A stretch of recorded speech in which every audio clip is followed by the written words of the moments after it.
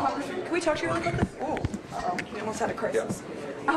How comfortable are you with the White House floating the idea of military intervention in Greenland?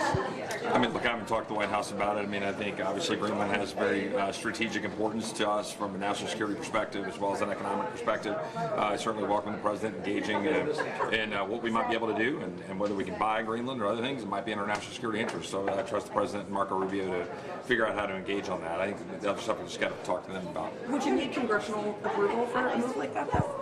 I mean, I don't even know what a move like that is. I think the President right now is engaging in diplomacy and engaging to figure out what we can do to make sure that Greenland might be able to be a part of our national security interests, and I think the President's well within his rights to do so, and we'll see what happens. Can you help me understand what's happening next with the earmarks, with the bill that's heading to the floor, and how that is? Yeah, I mean, I think we're getting at least a fix on, at least one or more of the most egregious earmarks.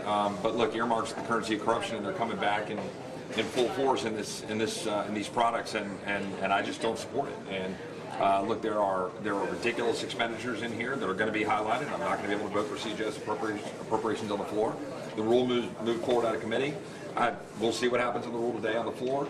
I know there's some members here who are concerned about not being able to amend to change at least some of the earmarks, as well as egregious grant programs that are flowing through to all manners of NGOs and other organizations that we ought to be reviewing in full. You have a committee product that was then going to a conference product, and we're not having a full vote on the floor with amendments. That's a real concern. Now, again, there's general unanimity in the overall top line.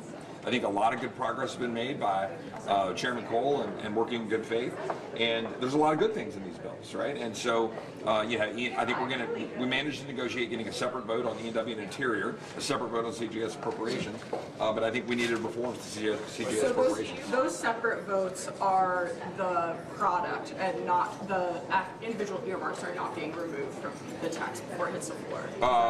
I'm gonna let the leadership team describe what changes may or may not be occurring to at least one or more of the earmarks. But we'll see what happens with that. But your ability to vote no on CGS isn't enough for you to move forward. Separating those was important so that we could have a separate vote on CGS appropriations. We accomplished that in the rules.